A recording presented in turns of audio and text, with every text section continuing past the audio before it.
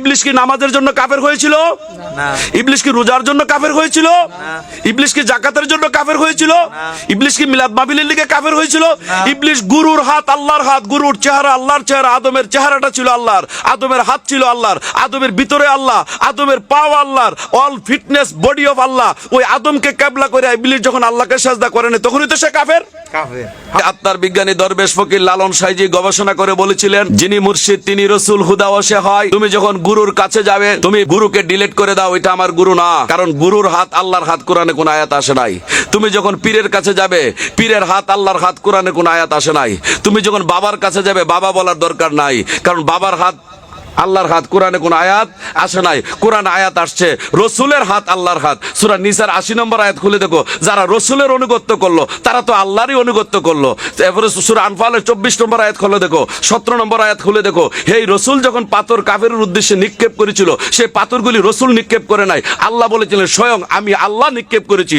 রসুল পাথর মারলে যদি আল্লাহর মারা হয়, সেই রসুলের হাতে হাত দিয়ে বায়াত হইলে সে হাতটা তো আল্লাহরই হয়। যিনি মুর্শিদ তিনি রসুল, বজনার ঘরে ডুব দিলে খুদাও দেখতে পাই। সেই গুরুজির সেই দয়ালের কথার উপর নির্ভর করে আমি আপনাদের সামনে দু চারটি কথা বলবো। আমি সেই কথার দৃষ্টি থেকে আজকে বুঝতে পারলাম, সম্মুখ গুরুগণ রসুল, রসুল সার্বজনীন, যিনি মুর্শিদ তিনি রসুল। এই কথায় আমরা পাই রসুল সার্বজনীন, সম্মুখ গুরুগণ রসুল, ফাতেমান নবীন, নবীর দরজা বন্ধ, নবী ক্লোজ, সম্মুখ গুরুগণ রসুল। সম্মুখ গুরুগণ রসুল আমাদের মধ্যে এই বাংলাদেশের অনেক দরবারে আনাচে কানাচে অনেক দরবার লিখিত আছে, অনেক আলেম ওলামার কাছে বসেছি, তারা রসুল সার্বজনীন কথাটি বিশ্বাস করতে রাজি নয়। আপনাদের মতো কিছু লোক রসুল সার্বজনীন বিশ্বাস করে, আবার বাংলাদেশের কিছু লোক রসুল সার্বজনীন কথাটা মানতে রাজি নয়। আমি সেই কোরআন থেকে দেখি, কোরআন সত্য মিথ্যার পার্থক্যকারী, সকল মানব জাতির জন্য কোরআন হেদায়েত। কোরআনকে আল্লাহ পরিপূর্ণ করে দিয়েছে। সূরা আম্বিয়ার 10 খুলে দেখো, কোরআনে আছে তোমাদের আলোচনা, তারপরও কি তোমরা কোরআন নিয়ে গবেষণা করবে না? সূরা নিসার 82 খুলে দেখো, আমি কোরআনকে জ্ঞানের জন্য গবেষণার জন্য পাঠিয়েছি। যদি এই কোরআন আমি আল্লাহর কাছ থেকে না আইসা কোনো মানুষের কাছ থেকে আসতো, একটি আয়াতের সাথে আরেকটি আয়াতের সাংঘর্ষিক হয়ে যাইত। সুতরাং একটি আয়াত আরেকটি আয়াতের সাথে সাংঘর্ষিক নাই প্রমাণ করে এটা স্রষ্টার বাণী। শুধু তাই না, সূরা আল কামারের 32 নম্বর আয়াতে বলছেন আল্লাহ, আমি কোরআনকে সহজ করে দিয়েছি মানুষ উপদেশ গ্রহণ করার জন্য। তোমরা কেউ আছো আমার উপদেশ গ্রহণ করবে? আল্লাহ প্রতিটি মানুষকে জিজ্ঞাসা করছে আমার উপদেশ তোমরা গ্রহণ করবে কিনা। আমি সেই মহান দরবেশ ফকির লালন সাইজি সেই কালাম মুবারকের উপর আমি দুই চারটি কথা বলছি। আপনারা অনেক গুণী মানুষ, এক পর্যায়ে আমার ভয় হচ্ছে আপনাদেরকে দেখে, আসলে আপনারা অনেক জ্ঞানী মানুষ, আপনাদের সামনে আমি কথা বলার আমি যোগ্যতা মনে করি না। হয়তো আমাকে দয়া করেছেন, আমাকে ভিক্ষা দিয়েছেন সময়টুকু কথা বলার জন্য। সম্মুখ গুরুগণ রসুল, এই কথাটা দুইটা দলে বিভক্ত হয়ে গেছে। কিছু মানুষ বলেন সম্মুখ গুরুগণ রসুল, সে কথাটা মানতে পারছি না। আর কিছু মানুষ বলেন সম্মুখ গুরুগণ রসুল, তারা সেই কথাটা মানছে। আজকে আমি কোরআন থেকে প্রমাণ করে দেখি দরবেশ ফকির লালন সাইজি সম্মুখ গুরু রসুল। তিনি বলেছিলেন যিনি মুর্শিদ তিনি রসুল।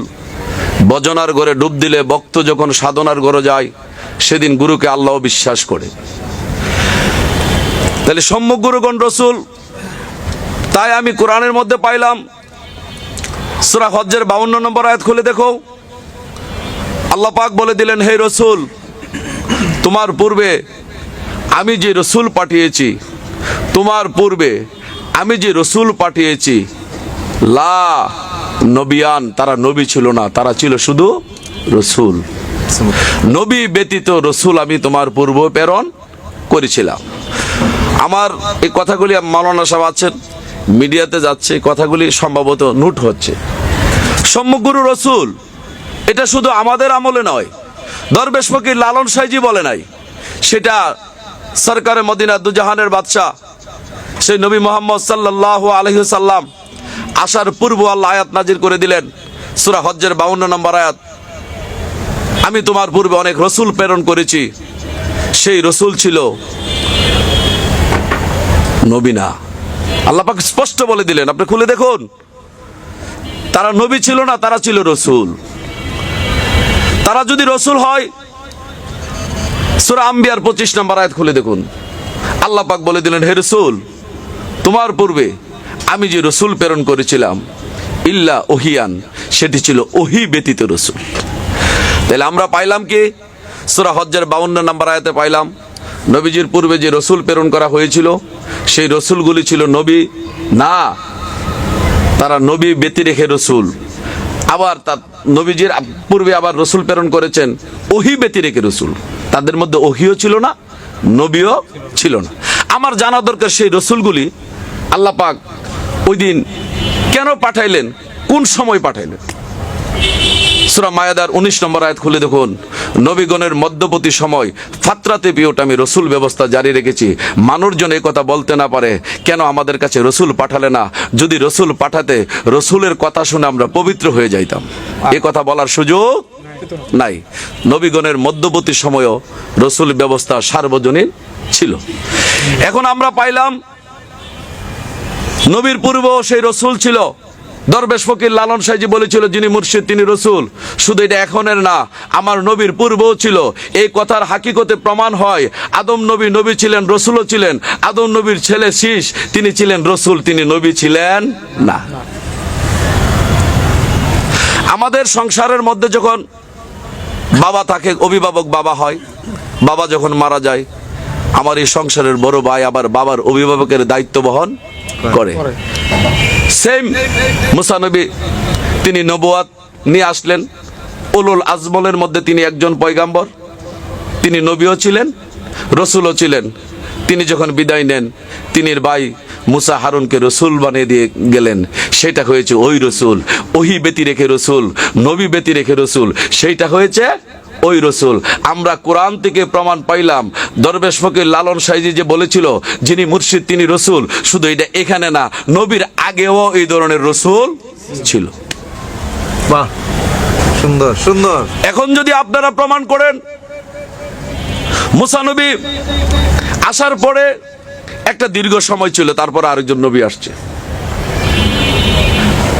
ঈসা নবী দুনিয়ার জগতে শুভ আগমন করার 500 বছর পর আমার নবীজি দুনিয়ার জগতে আসলেন। এই 500 বছরের ভিতরে যদি নবী ব্যবস্থা না থাকে, এই মানুষগুলো যদি মারা যায়, কাল হাসরের ময়দানে আল্লাহকে বলবে, আল্লাহ আমরা নবী হারা হইয়া দুনিয়াতে আসলাম। আল্লাহ বিচার ব্যবস্থা, আল্লাহ বলে দিলেন সূরা বাকারার 256 নম্বর আয়াত, আমি কারোর প্রতি জুলুম করি না, আমি নেই বিচার প্রতিষ্ঠা করি। ওই মানুষগুলো যদি নবী হারা হইয়া মারা যায়, আল্লাহ তাদের প্রতি জুলুম করা হইল না? সুতরাং ঈসা নবী 500 বছর আগে, ঈসা নবী আর আমার নবীর সময়টুকু 500 বছর। সেই 500 বছরের ভিতরে ওই রসুল, যেই রসুল ওহি ব্যতি রেখে রসুল, ওই রসুল যেই রসুল নবী না, ওই রসুল সেই 500 বছরের ভিতরে রসুল ব্যবস্থা জারি ছিল। সুন্দর সুন্দর। যদি তাই হয়, আমরা এখন আসিয়া দেখি সূরা ইমরানের 81 নম্বর আয়াত। মাওলানা সাহেব, আপনার জন্য এটা তারকা চিহ্ন, এটা নিয়ে আপনি কথা বলবেন। সূরা ইমরানের 81 নম্বর আয়াত, আমি প্রত্যেক নবীগণের কাছ থেকে স্বীকার ও অঙ্গীকার করেছি, তাদের কাছে যে কোরআন আসছে, তাদের কাছে যে হিকমত আসছে, তাদের কাছে যে জ্ঞানের ভান্ডার আসছে, এটা সত্যায়িত করার জন্য, এটার উপর ঈমান আনার জন্য আমি একজন রসুল প্রেরণ করি। হে নবী, তুমি তার প্রতি বিশ্বাস স্থাপন করিও। যদি প্রত্যেক নবীগণের প্রতি আল্লাহ স্বীকার ও অঙ্গীকার করে যে তোমাদের কাছে একজন রসুল আসবে, তুমি তাদেরকে সাহায্য করবে, সেই রসুলকে সাহায্য করবে, তার প্রতি ঈমান আনবে। মাওলানা সাহেব, আমি জানতে চাই, আমার নবী সম্মানের দিক দিয়ে সবচেয়ে বড়, উমা আরসালনাকা ইল্লা রাহমাতাল লিল আলামিন, নবী গো তোমাকে সমস্ত সৃষ্টি জগতের রহমত বানায় প্রেরণ করেছি, তুমি ছাড়া আর কেউ নাই। আমি জানতে চাই, যদি নবীগণের কাছ থেকে স্বীকার ও অঙ্গীকার নেই, তাহলে আমার নবীর কাছ থেকে অঙ্গীকার নিয়েছে, আমার নবীর কাছে একজন রসুল আসবে, তাহলে আমার নবীও একজন রসুলকে সাহায্য করবে। এখন আমি জানতে চাই যেই রসুলটা নবীর কাছে আসবে সেই রসুলটা কোন রসুল? যদি বলেন এটাই আমার নবী রসুল, তাইলে বোঝা গেল আমার নবীর আগে ঈসা নবী আছে। ঈসা নবী যদি আমার নবীকে সাহায্য করে, আমার নবীর সম্মান কমে যায়, সম্মান আর থাকে না। আমি আপনাদের চরণে হাত দিয়ে সাধু গুরুর কাছে জিজ্ঞাসা করতে চাই, আল্লাহ পাক ওই দিন যে কথা বলেছে প্রত্যেক নবীগণের কাছ থেকে আমি স্বীকারও অঙ্গীকার করেছি, তোমাদের কাছে একজন রসুল আসবে, তুমি তাদেরকে সাহায্য করবে। যদি আমার নবী যদি সেই দিন ওই রসুলকে সাহায্য করতে যায়, তাইলে ওই রসুল যদি আমার নবী হয়, তাইলে আমার নবীর আগে আরেকজন নবীর দরকার আছে। আর যদি আমার নবীর আগে আমরা ইতিহাস দেখি, কোরআন গবেষণা করে দেখতেছি, আমার নবীর আগে শুধু ঈসা নবী আছে। আর ঈসা নবী আসার আর আমার নবীর আসার সময় হলো 500 বছর। 500 বছরের ভিতরে ঈসা নবী যদি আমার নবীকে সাহায্য করতে হয়, তাইলে ফিজিক্যাল লাগবে, উপস্থিত লাগবে। সেদিন ঈসা নবী উপস্থিত ছিল না বিদায় প্রমাণ করে এই রসুল, যেই রসুলকে সাহায্য করব, এটা আমার নবী ছিলেন না, এটা ছিলেন মাওলায় আলী মুশকিল কুশা। যদি বলেন যে মাওলা আলী মুশকিল কুশা সেদিন রসুল ছিল, এটার দলিল কি? এটা কোত্থেকে আসলো? সূরা হজ্জের সূরা আহজাবের 40 নম্বর আয়াত খুলে দেখুন, মা কানা মুহাম্মাদুন আবাহাদি মির্জা আলিকুম ওয়ালাকির রাসূলুল্লাহি হাতামান নাবিয়িন। এখানে কিন্তু হাতেমান রসুল আসে নাই, নবী আসছে। নবীর দরজা ক্লোজ হয়ে গেছে, তাই আল্লাহ পাক কোরআন আয়াত দিয়ে দিল সূরা ইমরানের 31 নম্বর আয়াত, হে নবী, পূর্বের নবীগণ থেকে স্বীকার ও অঙ্গীকার করতেছি, আপনার কাছ থেকে স্বীকার ও অঙ্গীকার নিচ্ছি, আপনার কাছে একজন রসুল আসবে আর আপনি তাকে সাহায্য করবে। তাইলে সেদিন অন্য কেউ ছিল না, সেদিন যদি আসতো, হে নবী, আপনার কাছে একজন নবী পাঠাবো, তাইলে আপনি সাহায্য করেন, তাও ধরে নিতাম যে নবী নবীরে সাহায্য করলে এটা ঈসা নবী আর আমার নবী ছিল। সুতরাং এখানে যখন বলা হয়েছে আপনার এই নবী, আপনার কাছে একজন রসুল আসবে, রসুল সাহায্য করব, রসুলকে সাহায্য করবে নবী, তাইলে বোঝা গেল রসুল আর নবী এক জিনিস না। নবী শব্দের অর্থ হইল নতুন বার্তা আনয়নকারী। যার কাছে কোরআন আসে, যার কাছে ওহী নাজিল হয়, তাকে নবী বলা হয়। আর যার কাছে ওহী নাজিল হয়, সে কোরআনটা যিনি প্রচার করে, তাকে রসুল বলা হয়। সূরা মায়েদার 99 নম্বর আয়াত খুলে দেখুন, রসুলের কাজ তো শুধু প্রচার করা, রসুলের কাজ শুধু প্রচার করা। তাইলে সেদিন সূরা ইমরানের 31 নম্বর আয়াত প্রমাণ হয় যে প্রত্যেক নবীগণের কাছ থেকে স্বীকার ও অঙ্গীকার নিয়েছিলেন, তারা এক একজন রসুলকে সাহায্য করবে। সেদিন মাওলা আলী হয়েছিলেন রসুল, আর আমারও নবী হয়েছিলেন নবী।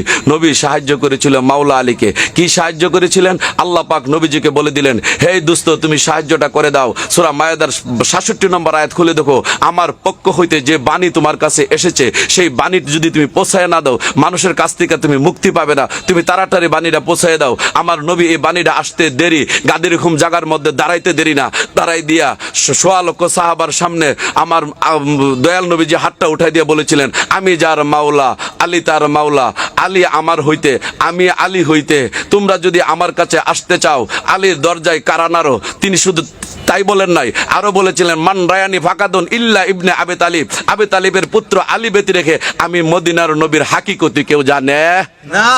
সুন্দর সুন্দর। তাইলে সেদিন সাহায্যটা করেছিলেন মাওলা আলীকে, আমি যার মাওলা আলী। এখন আলী হয়ে গেল রসুল। আলী কিন্তু নবী না। কোন রসুল? মাওলানা সাহেব আপনি খুলে দেখুন সূরা বাকারার 66 নম্বর আয়াত, 87 নম্বর আয়াত, আমি ধারাবাহিকভাবে রসুল ব্যবস্থা জারি রেখেছি। ধারাবাহিক ব্যবস্থায় রসুল জারি রাখতে প্রমাণ করে মাওলা আলী সেদিন হয়েছিলেন রসুল। কারণ আমার নবীর বিদায়ের পরে আজগা পর্যন্ত এটা একটা বড় সময় ছিল। এই সময়ের মধ্যে যদি রসুল ব্যবস্থা জারি না থাকে, মানুষ যদি মারা যায়, হাসরের ময়দানে যদি উঠে, আল্লাহর কাছে বলবে, কেন আমাদের কাছে রসুল পাঠালে না? যদি রসুল পাঠাইতা, রসুলের কোরআন আবৃত্তি শুনে, রসুলের কথা শুনে আমরা পবিত্র হয়ে যাইতাম, সেদিন আল্লাহ পাক মানুষের কাছে ছোট হয়ে যাবে না? শুধু তাই না, কোরআন গবেষণা করলে পাওয়া যায়, সূরা মুমিনের 44 নম্বর আয়াত খুলে দেখো, আল্লাহ পাক বলে দিলেন, আমি একের পর এক রসুল ব্যবস্থা আমি সার্বজনীন রেখেছি। এখানে নবীর কথা আসে নাই। তাই আমরা প্রমাণিত হইলাম, সেই আত্মার বিজ্ঞানী দরবেশ ফকির লালন সাইজি গবেষণা করে বলেছিলেন, যিনি মুর্শিদ তিনি রসুল, হুদা ও সে হয়। তুমি যখন গুরুর কাছে যাবে, তুমি গুরুকে ডিলিট করে দাও, এটা আমার গুরু না। কারণ গুরুর হাত আল্লাহর হাত কোরআনে কোন আয়াত আসে নাই। তুমি যখন পীরের কাছে যাবে, পীরের হাত আল্লাহর হাত কোরআনে কোন আয়াত আসে নাই। তুমি যখন বাবার কাছে যাবে, বাবা বলার দরকার নাই, কারণ বাবার হাত আল্লাহর হাত কোরআনে কোন আয়াত আসে নাই। কোরআন আয়াত আসছে রসুলের হাত আল্লাহর হাত। সূরা নিসার 80 নম্বর আয়াত খুলে দেখো, যারা রসুলের অনুগত্য করলো তারা তো আল্লাহরই অনুগত্য করলো। এরপরে সূরা আনফালের 24 নম্বর আয়াত খুলে দেখো, 17 নম্বর আয়াত খুলে দেখো, হেই রসুল যখন পাথর কাফেরের উদ্দেশ্যে নিক্ষেপ করেছিল, সেই পাথরগুলি রসুল নিক্ষেপ করে নাই, আল্লাহ বলেছিলেন স্বয়ং আমি আল্লাহ নিক্ষেপ করেছি। রসুল পাথর মারলে যদি আল্লাহর মারা হয়, সেই রসুলের হাতে হাত দিয়ে বায়াত হইলে সে হাতটা তো আল্লাহরই হয়। হক হক, সুন্দর সুন্দর। তাই দরবেশ ফকির লালন সাইজি বলেছিলেন, যিনি মুর্শিদ তিনি রসুল, রসুলের হাত আল্লাহর হাত, রসুলের চেহারা আল্লাহর চেহারা, রসুলের ভিতরে আছে আল্লাহ, অল বডি ফিটনেস অফ আল্লাহ। তুমি যদি ওইখানে যায়া রসুলকে ক্যাবলা করে সাজদা করতে পারো, তাই তোমার মনের উন্নতি হইয়া যাবে। আমি আপনাদের কাছে একটা কথা জানতে চাই। আমার বাবা মসজিদে সবসময় নামাজ পড়তেন। আমি বাবার সাথে বসে জিজ্ঞাসা করতাম, বাবা তুমি বারংবার বলো ইহদিনাল সিরাতাল মুস্তাকিম, আসলে বিষয়টা কি? ইহদিনাল সিরাতাল মুস্তাকিম, এই বিষয়টা তো আমার একটু দেখার দরকার। আমি যদি আপনাদেরকে এখানে এই মোবাইলটা দেখায় বলি এটা কি, আপনারা সকলে উত্তর করবেন এটা মোবাইল। ইহদিনাল সিরাতাল মুস্তাকিম যদি কোরআনের মধ্যে আল্লাহ এইভাবে দেখায় বলে যে এটাই ইহদিনাল সিরাতাল মুস্তাকিম, তাই তো মানতে আমাদের আর কোনো সমস্যা নাই। আপনি দেখেন মিডিয়া হচ্ছে, পরে আপনারা শুনতে পারবেন কথাগুলি এবং নিজেরা শুনবেন, গড়ে পড়বেন, এই কথাগুলি নিজেরা বাস্তবায়ন করবেন মাঠের মধ্যে। আমি এখানে কিছুই না, আপনাদের চরণের দুলিও আমি না। আমি শুধু চাই সত্য কথা প্রতিষ্ঠিত হোক, গুরুর দরবারে ভক্তের প্রেম বৃদ্ধি পাক। হক, সুন্দর। আপনি দেখেন সূরা হিজরের 29 নম্বর আয়াত খুলে দেখুন। আল্লাহ পাক আদম তৈরি করার আগেই আল্লাহ পাক একটা পরামর্শ সভা করলেন ফেরেশতার সাথে। যখন আমি আদমকে সুঠাম করব, অনেকে বলে আদমকে সৃষ্টি গুনাহ হবে, আদম সৃষ্টি না, কারণ সৃষ্টি আগেই ক্লোজ হয়ে গেছে। সূরা সাজদার 4 নম্বর আয়াত, আমি 6 দিনে পৃথিবীটা বানায় আরশে বিন্দুতে বসলাম, ওই সময় সৃষ্টি ক্লোজ। আদমকে সৃষ্টি করে না, আদমকে গঠন করা হয়েছে। আদম যে যে জিনিস দিয়ে তৈরি এটা আগেই বানানো হয়েছিল, সুতরাং আদমকে গঠনের কথা আল্লাহ পাক বলেছেন। সূরা হিজরের 29 নম্বর আয়াত খুলে দেখো, যখন আদমকে সুঠাম করব তখন তোমরা সেজদা করিও না, যখন আদমের ভিতরে আমি আল্লাহর রূহ ফুৎকার করব তখন তোমরা সেজদা। তাইলে সেজদার মালিক কে? আদম না। যখন আমি আদম সুঠাম করব তখন তোমরা সেজদা করিও না, আদমকে সেজদা করার জন্য আল্লাহ নিষেধ করে দিও। যখন আমি আল্লাহর রূহ ফুৎকার করব তখন তোমরা সেজদা করিও। তাইলে সেজদার মালিক কে? তাইলে সেজদার মালিক স্বয়ং আল্লাহ। তাইলে আমি আপনাদের কাছে জানতে চাই, আদম নবীর ভিতরে যখন আল্লাহ ঢুকলো, ঢুকে সেরা জন্য কইল ওয়াসজুদুলি আদম, আদমের নিমিত্তে সেজদা করো। সকলেই সেজদা করলো ইল্লা ইবলিস ব্যতি রেখে, ইবলিস সেজদা করলো না।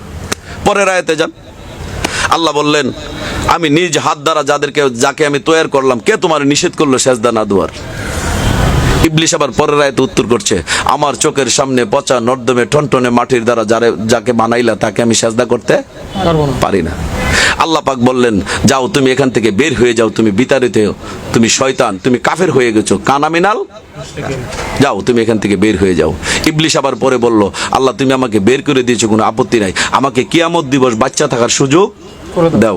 আল্লাহ বলল তোমাকে আমি সুযোগ করে দিলাম। তখন ইবলিস বলল কিয়ামত পর্যন্ত আমার স্বাধীনতা দাও, আমি যেন মানুষের অন্তর থেকে ওয়াসওয়াসা দিতে পারি। আল্লাহ বলল আমার আদমের ভিতরে তুমি যাইতে পারবে না। যখন ইবলিসের স্বাধীনতা দেওয়া হইল, সূরা হিজরের 39 নম্বর আয়াত খুলে দেখুন, চন্দ্র সূর্যের মতো লেখা। ইবলিস বলল হে আল্লাহ, যেই কারণে আমি কাফের হইলাম, আমি আপনাদের কাছে জানতে চাই, ইবলিস কি নামাজের জন্য কাফের হয়েছিল? না। ইবলিস কি রোজার জন্য কাফের হয়েছিল? না। ইবলিস কি যাকাতের জন্য কাফের হয়েছিল? না। ইবলিস কি মিলাদ মাহফিলের লিগে কাফের হয়েছিল? ইবলিস গুরুর হাত আল্লাহর হাত, গুরুর চেহারা আল্লাহর চেহারা, আদমের চেহারাটা ছিল আল্লাহর, আদমের হাত ছিল আল্লাহর, আদমের ভিতরে আল্লাহ, আদমের পাও আল্লাহর, অল ফিটনেস বডি অফ আল্লাহ। ওই আদমকে ক্যাবলা করে ইবলিস যখন আল্লাহকে সেজদা করে না, তখনই তো সে কাফের। হক হক।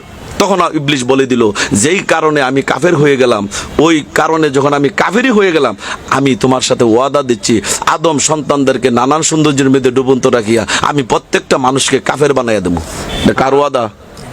ইবলিসের। 100% বলছে। আপনি আয়াতটা পড়ে দেখুন, আয়াতটার মধ্যে নিশ্চয় আমি আদম সন্তানদেরকে নানান সৌন্দর্যের মধ্যে ডুবন্ত রাখিয়া কাফের বানাই দেবো। মানুষ মনে করবে এটা সুন্দর, সে যে অজ্ঞাত কাফের হয়ে গেছে নিজেও জানবে না। তখন আল্লাহ পাক বললেন কালা হাজা আলাইহিম সিরাতাল মুস্তাকিম, খবরদার এটাই আমার পর্যন্ত আসা সোজা রাস্তা।